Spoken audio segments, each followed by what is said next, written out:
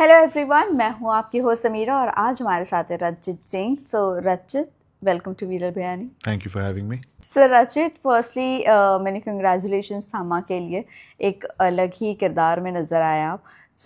ये किरदार के लिए आपको पर्सनली कितनी ट्रेनिंग की ज़रूरत पड़ी थी या आपने किस तरह की ट्रेनिंग्स ली थी?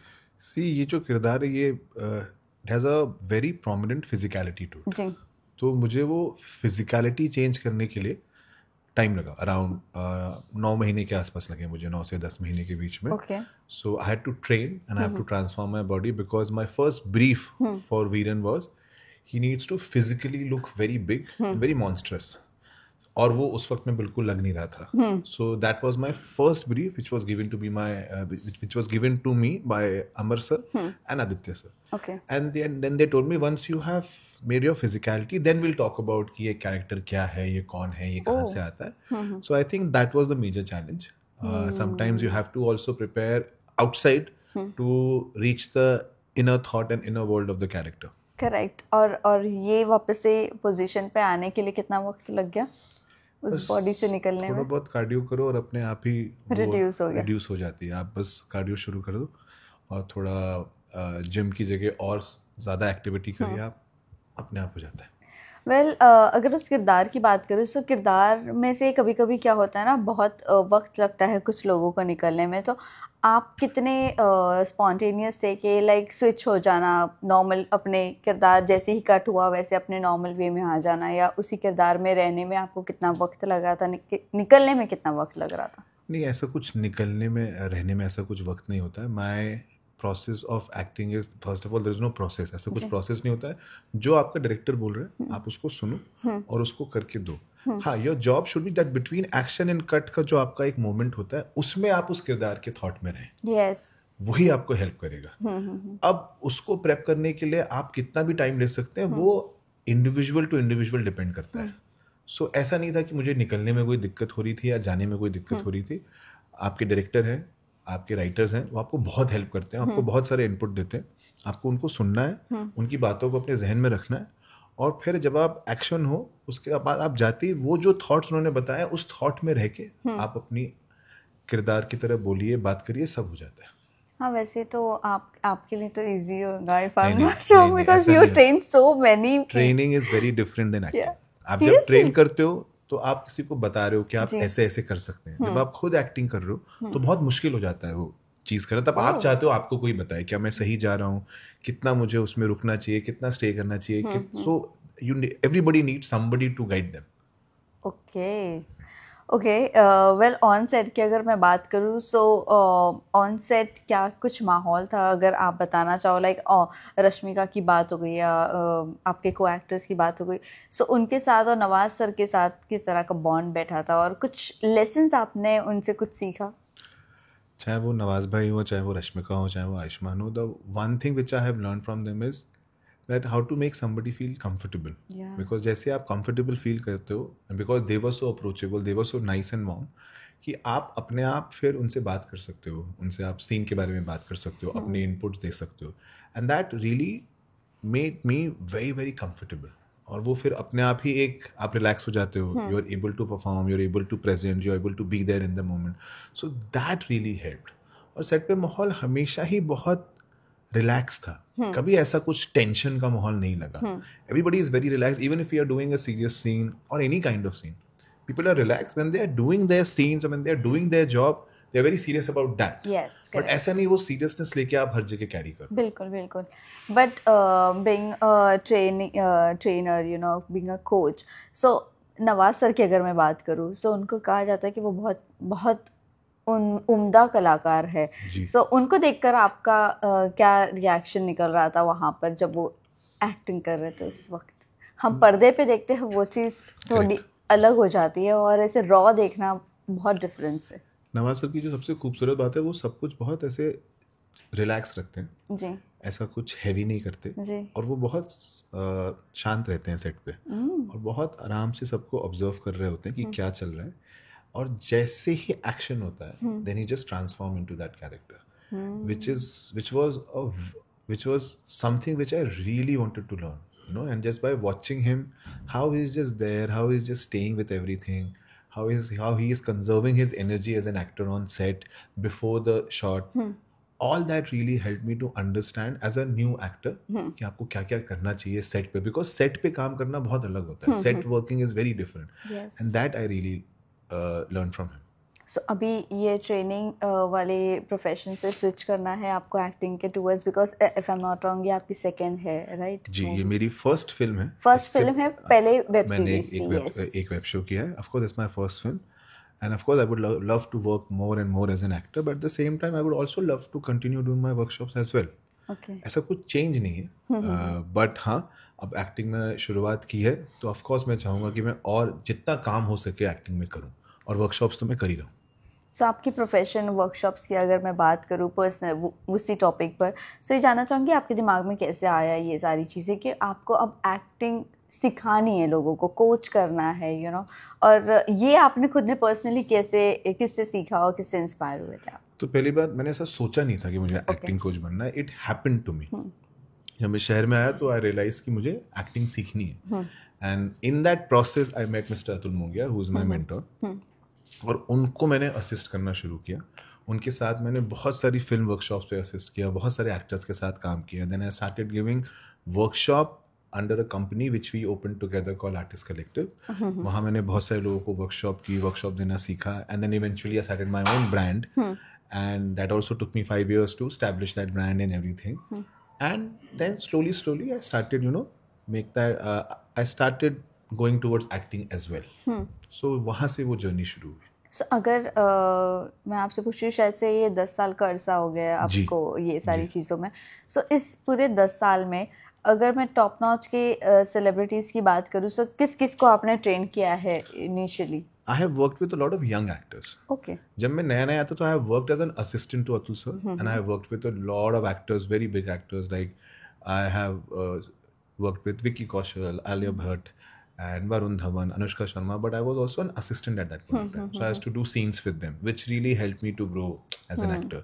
And then later in life, when I started giving workshops, I worked with a lot of young actors, upcoming actors like Aneet Padda, Abhay Varma, Shanaya Kapoor, Babil, and Rohit Saraf. A lot of actors I started working with, the young generation actors. So it was always a learning experience, whether you're working with a more established actor or a young actor or an aspiring actor.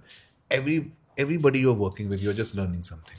Well, workshops होते तो सारे किरदार अलग ही होते हैं, हर movie में सारे किरदार अलग होते हैं, बट कभी कभी कुछ सिमिलर मूवी आती है. रोमांटिक मूवी में शायद से लोगों को, if I am not wrong, ज़्यादा वर्क नहीं करना पड़ता है, राइट? ऐसे कुछ नहीं है. हर किरदार पे आपको काम करना पड़ता है. डिपेंड करता है कि आपके जो डायरेक्टर हैं और आपके जो राइटर हैं वो आपसे क्या चाहते हैं, वो किस डायरेक्शन में आपको चाहते हैं कि आप इस लव स्टोरी को और इस किरदार को लेके जाए.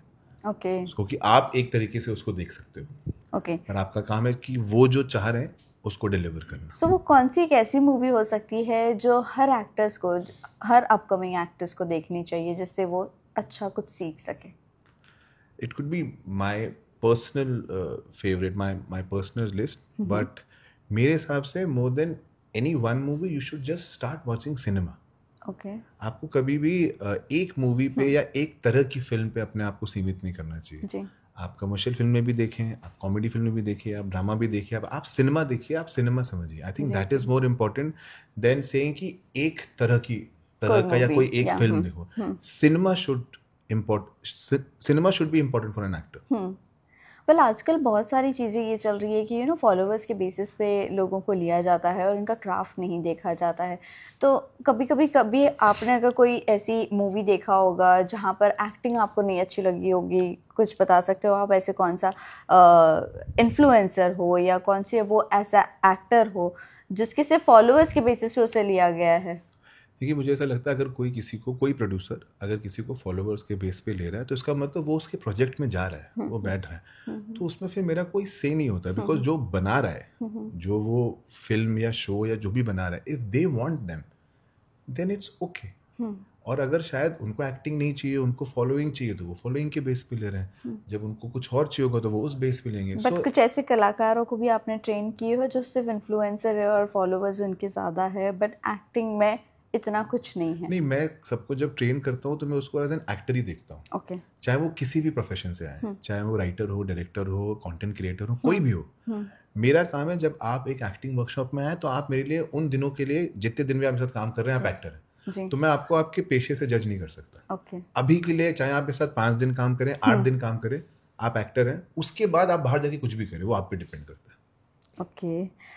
वेल, एक्टिंग टीचिंग की अगर मैं बात करूँ तो कोर फिलोसॉफी क्या होती है इसकी वाइल टीचिंग?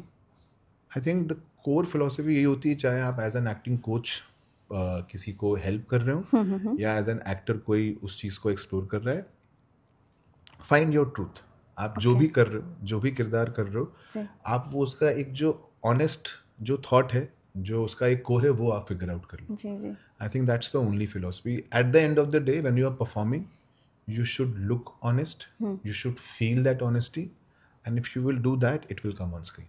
वेल, आपने जितने भी अपकमिंग एक्ट्रेसेस को आपने ट्रेन किया है, आपको अब तक का जैसे आपने कहा कि आप उनको अपने एक्टर के ही उससे टीच करते हो, कुछ ऐसा वो नहीं है, बट आपके हिसाब से कौन सबसे ज़्यादा ऐसे लग रहा था कि हाँ बहुत बेहतर हो सकता है, या ये बेहतरीन ही है? ऐसे कोई एक नाम नहीं ले सकते कि या वन टाइम आपके वर्कशॉप में वो उसने फटाक से अडॉप्ट कर लिया हो।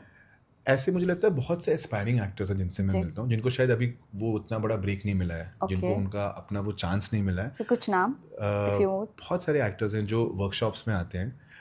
आई know this actor, there is a lot of actors. अभी मैं सबका नाम लूंगा तो टॉप 3 नहीं, टॉप 3 मेरे बहुत सारे स्टूडेंट है ना, तो सबको बुरा लग सकता है। तो आई am talking on behalf of all the aspiring actors.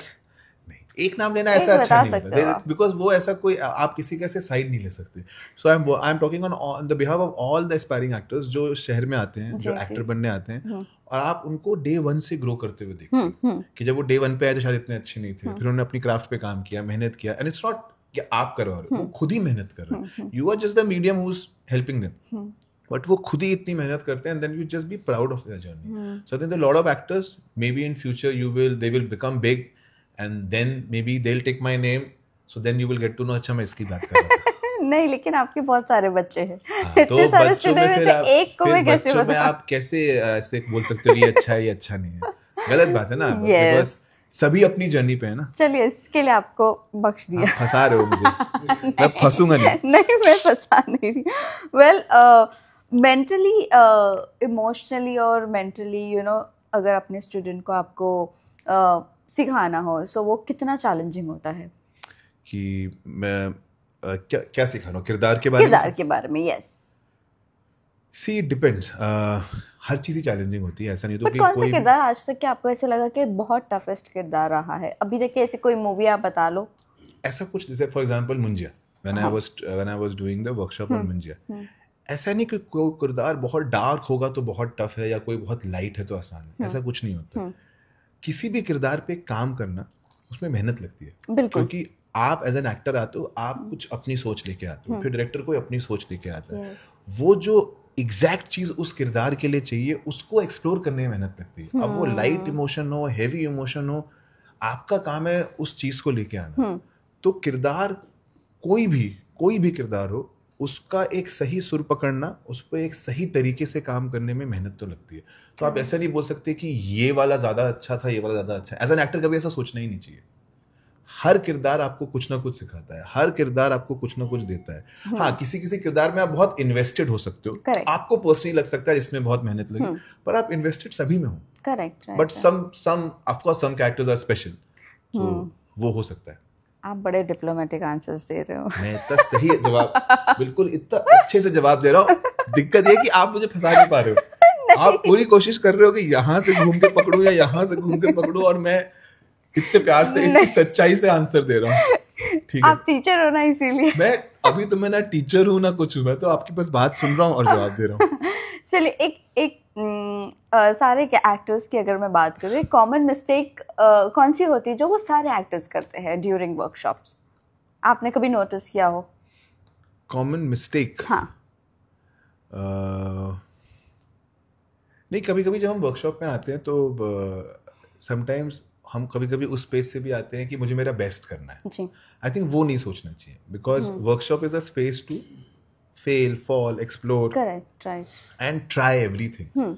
तो बस वो एक चीज हटा के आनी चाहिए कि बेस्ट क्यों करना है. हम तो वहां जा रहे हैं एक्सप्लोर करने, हम तो वहां जा रहे हैं कि कोई हमारे साथ काम करे. तो आई थिंक अगर आप उस माइंडसेट से आओ, I think that is one thing which I say it's not a common mistake, but I tell to every actor who is going to a theatre और गोइंग टू अ वर्कशॉप और any form of learning, don't go from a preconceive notion कि मुझे यहाँ जाके अच्छा करना है. गो from a notion कि मुझे यहाँ जाके सीखना है, एक्सप्लोर करना है, गलतियां करनी है, ताकि जब मैं ऑडिशन देने जाऊँ, सेट पे जाऊँ, तो मैं सब कुछ कर सकूँ. Right, right. वेल, कुछ लोग बोलते हैं कि टीवी के जो सेलेब्स है ना, जो टीवी आर्टिस्ट है, उन लोगों के लिए बॉलीवुड में कदम रखना बहुत इजी होता है. बॉलीवुड में कदम as an, not I am talking about audition, ये वो सारी चीज़ें, बट एक्टिंग वाइज की मैं बात करती हूँ, उनके लिए आसान होता है. हाँ, वहाँ पर उनको स्क्रिप्ट मिलती है, तुरंत एक्ट करना होता है, बट यहाँ पर वर्कशॉप्स होते हैं, सारी चीज़ें होती है. तो आपके हिसाब से ये क्या सही है? मतलब ये जो लोग बोलते हैं वो सही बात है? नहीं, कुछ भी आसान नहीं होता है. और टीवी एक्टर मुझे लगता है बहुत मेहनत करते हैं. या 12 15 16 घंटे की शिफ्ट होती है. बट वो स्पॉन्टेनियस एक्टिंग वाली जो बात है, वो ज्यादा, वो तो मीडियम का फर्क होता है ना. हर मीडियम में अपनी तरह की एक्टिंग होती है. टीवी एज ए मीडियम में शायद उनको हर चीज in the moment on the spot करनी पड़ती होगी. फिल्म मेकिंग का जो मीडियम होता है वो अलग होता है. तो वो मीडियम पे डिपेंड करता है, डायरेक्टर पे डिपेंड करता है, आप किस मीडियम के लिए काम करो. पर मुझे नहीं लगता कि आप किसी भी मीडियम से आओ, अगर आप किसी मीडियम में कुछ अच्छा कर रहे हैं और आप उसमें सक्सेसफुल हैं, तो आसान नहीं है, आपने बहुत मेहनत की है उसके लिए. So I think it's that everybody has worked hard enough to reach wherever they have reached. Shanaya और अनीत पड्डा की मैं बात करूँ, तो अनीत को आपने सैयारा के लिए किया था? अनीत को मैंने सैयारे के लिए ट्रेन नहीं किया था. अनीत को मैंने उसके फर्स्ट जो 2 प्रोजेक्ट थे, सबसे पहले एक था बिग गर्ल्स डोंट क्राई, जो उनका था प्रोजेक्ट, और एक उनका प्रोजेक्ट अभी आ रहा है जो लीगल ड्रामा है, जो नित्या मेहरा के साथ उन्होंने किया है. उन दोनों प्रोजेक्ट के लिए मैंने उनको ट्रेन किया. अनीत जितना सैयारा में एकदम अलग मसला, लोगों की पहली मूवी से इतना सक्सेस मिलना, सो इसके बारे में आपको क्या कहना है? लाइक आपने सोचा था कि ये वो है गोल्डन चार्म